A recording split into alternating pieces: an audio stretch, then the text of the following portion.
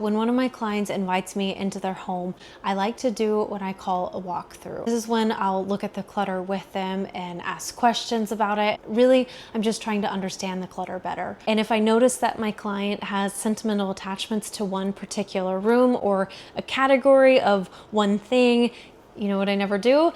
We never start decluttering there, never. I always avoid these things at first because sentimental items are tricky, and if you rush that decision making, you're gonna regret it. I'm April of the Space Maker Method. Welcome back to another Friday Focus video. These are new videos we're introducing on the channel every Friday where we dive deeper into a particular declutter topic in a short and sweet video for you. As opposed to our Sunday videos, which are every Sunday, those are long form videos where we're actually doing the real work of decluttering. And let me just prepare you, Sunday series videos are chatty. It's like decluttering with a friend. We're not zooming through the whole video with high-speed music and showing you the start to end results.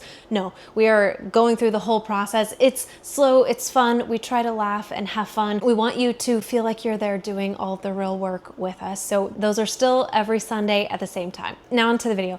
Let's talk about why regret happens. Most often, regret happens when you declutter something that you just weren't ready to declutter, but you did anyway. For some people, it might have been that you didn't trust yourself enough to make that decision and you let somebody else make that decision for you. You listen to those voices and then you declutter according to these voices, but not according to you. That's whenever we can declutter with regret. Regret is not something that we ever want to associate with our decluttering, so we want to avoid it at all costs. But how do we do that? Sentimental items are hard to declutter because of all of the emotion that we have attached to them. A lot of my clients have lost a loved one and they have some items that remind them of that person. And what are you supposed to do? You can't rush somebody through a grieving process. It's not how grieving works. That's not going to work. You have to give yourself time to grieve, or maybe it's not even grief, but you still have to give yourself time to process all of the emotions that you have attached to this item. Honor that emotional connection and the time that it takes to process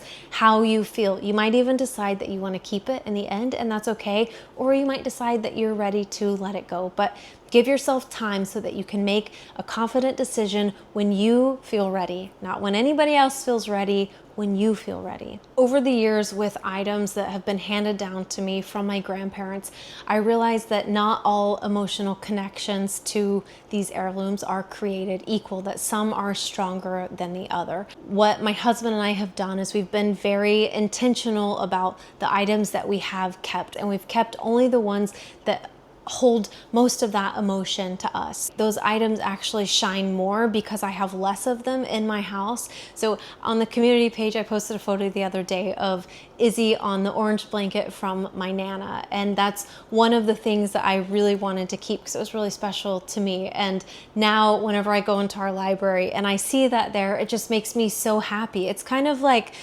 everything just zeroes in on this one thing. Or I have a little gold mirror that I hung when I was in third grade at my Nana's house, and it, you know, I was third grade at the time, so I was really short, and then I grew and it was like at my belly button height for the rest of the time that she lived in this house until I was in college. And it's a really special thing to me. It's a really ugly mirror, if I'm being honest. It's from the 90s, but I kept it, and it's on my bookshelf in our library right now because it's just so special to me. We love you. That one thing means more to me than all these other little things that I had of hers because I have such a strong emotional attachment to that one thing. I think it's important to remember that not all items have the same amount of emotional connection to them, and that through giving yourself time to process these, you can really start to determine which ones hold most of the emotion to you and which ones maybe aren't as important, and you can let those go. The worst thing for me is when we're just letting sentimental things rot away in boxes, because if these things are valuable to you and they hold positive emotion, we want them out where you can respect them and they can be part of your day-to-day life and bring happiness and good memories, good energy to your home. I always try to see if my clients can work these sentimental items into their decor. This chessboard, actually, you might just think it's a piece of furniture, but it's not. This is actually from my husband's childhood. It's a checkers board that he grew up playing with his pops. It's really, really special to him. You can use these sentimental items for your seasonal decor, whether it's making them as an ornament or they're special dishes that you bring out that time of year. It can almost boosts the good memory around them, and it's something that you look forward to at the changing of the seasons. So what I'm saying is use your special objects. This is not time where we keep plastic wrapped over our furniture. If you got it and you love it, use it. To me, one of the best benefits of space making is when you can make space for all of these objects in your home. I think it's such a beautiful thing because when you walk into your home, these objects tell your story. They have so many memories attached, and I love walking into our library, and when people ask questions about something, I can say, oh, this is the mirror that I hung up at my Nana's whenever I was in 3rd grade. And I get to tell those stories. Like, those stories make us who we are. And what better of a way to honor those memories than to put them on display in your home. Some of my clients like to take photos of these sentimental items before they let them go. That way they always have the photo and the memory in their phone. They can print it out, frame it. That way they can at least still hold on to the memory without having to hold on to the object. You might even have a diary or a journal that you can write in, and you could take a photo of the object and put it in your journal, or you could draw it. But writing down your memories attached to that item before you let it go is really a great way of encouraging yourself to explore the feelings you have around these items, which is a good thing. It's better to be aware of these feelings rather than avoid them or feel ashamed. There's no shame. This is your journey, and these feelings are your feelings, and you need to process things in your own time.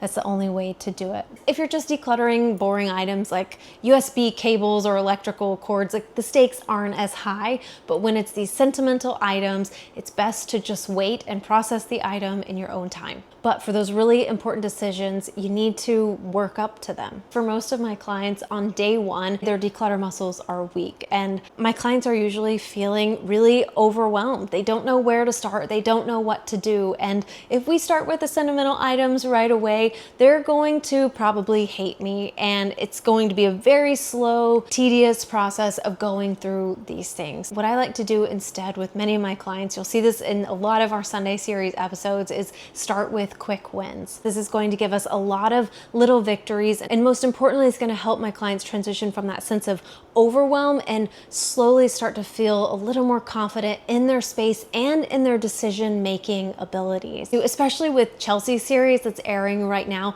what you're going to see throughout this whole process is that we really start slow in her decluttering journey, but because we started slow and we worked on building her confidence and her declutter muscles, you're going to see over time how she evolves into this like space maker with strong declutter muscles and confidence in the decisions that she's making. What's even great about starting slower too and working on building your declutter muscles is that when you do get to those sentimental items, you'll find that it's sometimes not even as sentimental as you thought, or you'll find you're able to make better and more confident decisions on what you keep and what you let go of. But it's all about growing those declutter muscles so that they can help power you through all of those sentimental items. If you have any other methods or tricks that have helped you declutter sentimental items, you can leave those down below. And check back every Friday for a new Friday Focus video. And every Sunday, we have our long format Sunday series videos where we're actually decluttering in real homes around the world.